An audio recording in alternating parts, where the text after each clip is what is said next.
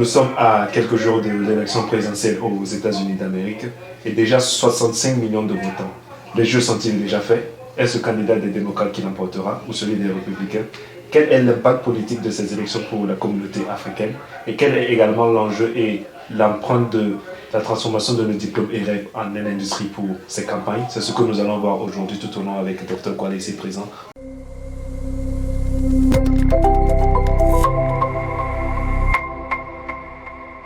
Bonjour Dr Kwala. Bonjour Daniel. C'est un réel plaisir de vous avoir auprès de nous. Le plaisir est partagé, merci. D'accord, donc nous allons voir d'abord pourquoi initier un tel programme et à qui est-ce qu'elle est adressée.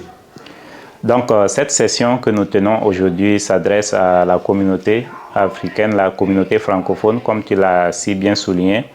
Et comme tu l'as si bien dit aussi, déjà 65 millions d'Américains ont déjà voté, alors qu'on est encore à 5 jours des élections. Donc cela montre un peu l'engouement qu'il y a donc autour de ces élections.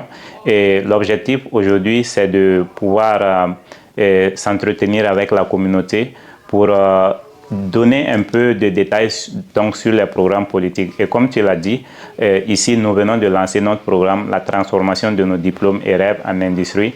Et ça cadre très bien avec donc, ces programmes politiques qui sont en jeu. Et pour donner un peu de détails, il faut savoir que à travers ces programmes politiques, il y a souvent ce qu'on appelle en politique de développement, on appelle le policy window, qui est donc des opportunités qui se présentent au moment des élections présidentielles, et parce qu'il y a donc des points qui vont toucher par exemple à l'entrepreneuriat, au développement économique, presque tous les domaines, la santé et autres. Donc notre communauté doit savoir que si elle a des projets, c'est maintenant qu'elle doit donc connaître donc ces programmes politiques de ses candidats. Et aujourd'hui, l'objectif, c'est vraiment de présenter les différents points des programmes politiques à notre communauté, parce qu'on sait que beaucoup de personnes n'ont pas le temps d'aller voir, mais aussi souvent aussi, il y a donc la barrière linguistique. Et surtout pour dire qu'en tant que communauté, nous avons une force si nous arrivons donc à exprimer nos voix à travers le vote, et parce que c'est un droit sacré. Donc voilà un peu les raisons pour lesquelles nous sommes là ce soir pour nous entretenir donc avec la communauté et donner plus de détails sur les programmes politiques des deux candidats. Merci beaucoup. Donc nous allons aller pas à pas. Nous allons voir d'abord celui des démocrates soutenu par Kamala Harris. Tout à et fait. Ensuite celui des républicains soutenu par Donald Trump. Okay. Dr Kwala, qu'est-ce que vous pouvez nous dire sur le programme politique de Kamala Harris et nous citer les différents points? Donc pour Kamala Harris, qui est donc la candidate des démocrates à ces élections présidentielles de 2024, elle a 13 points. Son programme politique est développé sur 13 points. Et il faut dire qu'elle a sectionné ça en deux grandes sections. Une première section qui parle plus de la réduction de coûts sur plusieurs aspects. Et une deuxième section qui parle donc de son volet économie d'opportunité. Donc pour aller pas à pas, le premier point, c'est la réduction des impôts pour les travailleurs américains. Le deuxième point, c'est la réduction des prix des denrées alimentaires et donc lutter contre la vie chère, qui est un sérieux problème aux États-Unis actuellement. Le troisième point, c'est la réduction des coûts de soins de santé. Et le quatrième point, c'est réduire donc les coûts des médicaments prescrits sur ordonnance. Voilà, ce sont des produits, des médicaments qui peuvent revenir très chers aux patients. Donc le cinquième point, c'est réduire donc le coût de l'énergie. Et le sixième point, c'est plus protéger les consommateurs américains contre la fraude liée aux achats, parce qu'il se trouve que les frais étaient plus élevés que ce qui devait être pour les consommateurs. Donc le septième point, qui est là où vraiment elle commence à parler de son programme économie d'opportunité, c'est d'aider les Américains à acheter une maison ou à payer leur loyer. Et le huitième point, c'est d'investir dans les petites et moyennes entreprises de sorte à stimuler la croissance, l'innovation et la création d'emplois.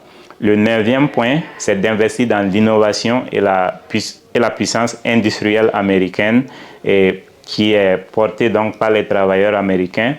Et le dixième point, c'est de garantir la sécurité et les opportunités pour les travailleurs, mais aussi bâtir une économie de soins. Le 11e point, c'est renforcer les économies à travers toutes les communautés aux États-Unis. Le 12e point, c'est d'accroître la capacité des Américains à aller à la retraite dans la dignité.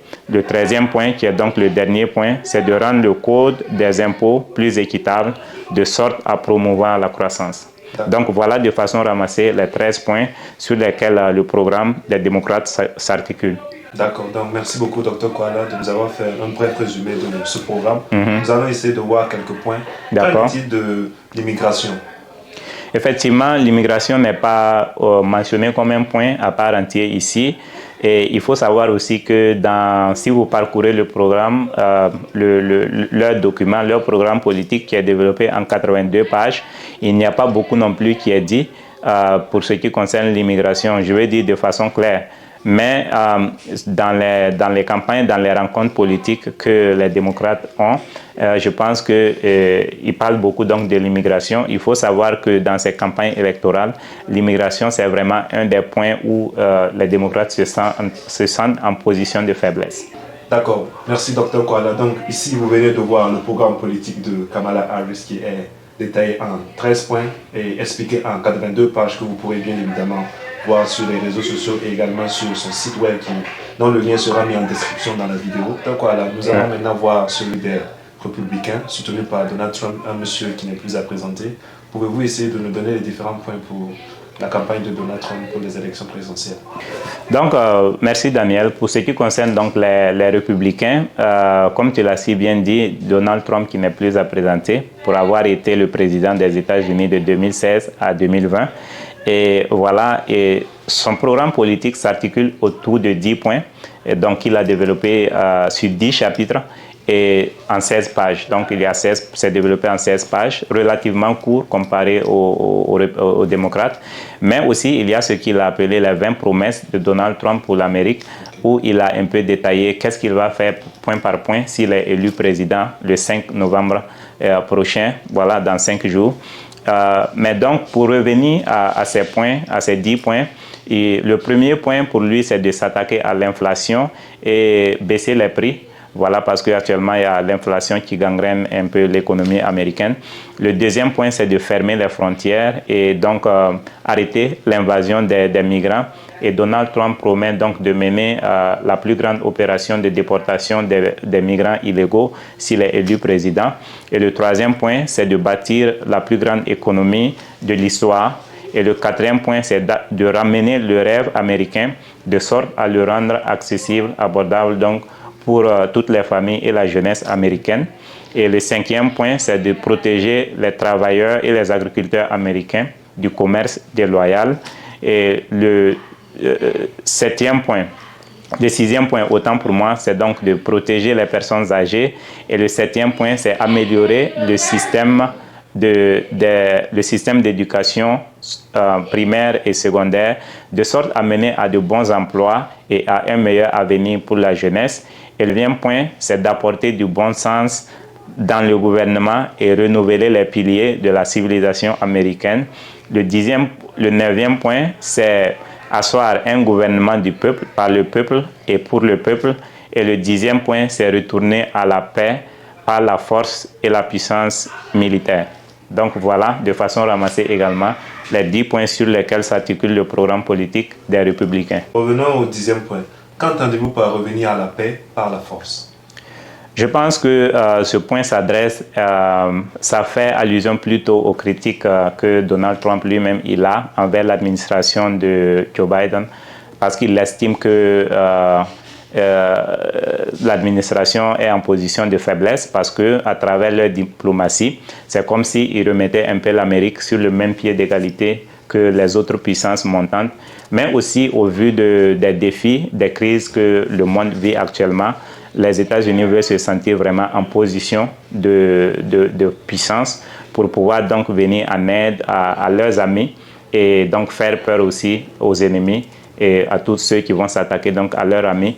Mais de façon générale, c'est une façon aussi de reconfigurer la politique étrangère des États-Unis. Merci Dr Koala. Est-ce que vous avez quelque chose d'autre à ajouter par rapport à ces programmes? Bon, comme je l'ai dit, c'est très important. Les élections sont très importantes ici aux États-Unis parce que depuis 2 siècles, c'est leur façon d'exprimer leur volonté, ce qu'ils veulent faire. Donc, ça veut dire si vous êtes aussi une communauté et que vous êtes dans cette société, c'est de la même façon que vous allez faire valoir aussi votre volonté. Donc, c'est de la même façon que vous allez communiquer aux politiciens vos intérêts. Qu'est-ce qui vous intéresse, qu'est-ce que vous voulez pour votre communauté. Et donc, ce que je peux dire, c'est lancer un appel à toute notre communauté, les personnes qui ont le droit de voter, qu'ils sortent pour aller voter. Donc, parce que plus vous avez du poids, parce que ici aux États-Unis, après les élections, ils vont bien minutieusement donc voir qui a voté pour qui. Si on voit que notre communauté a beaucoup voté et que cela a pesé, prochainement, nous serons pris donc en compte prise au sérieux donc pendant l'élaboration donc des programmes politiques et qui donc les conséquences nous allons tous les subir. Donc c'est tant mieux si on peut donc nous exprimer donc à travers donc ces droits sacrés qui nous est donné. Et je souhaite donc des élections paisibles à toute notre communauté et à toute la population aux États-Unis, mais aussi aux 2 candidats et que le meilleur gagne. D'accord, merci Dr. Kwala. Ainsi se referme cette édition. Merci de l'avoir suivi. On espère qu'elle a été très utile pour vous et également pour vos votes. Sur ce, portez-vous bien, que Dieu vous bénisse et que Dieu bénisse les États-Unis d'Amérique.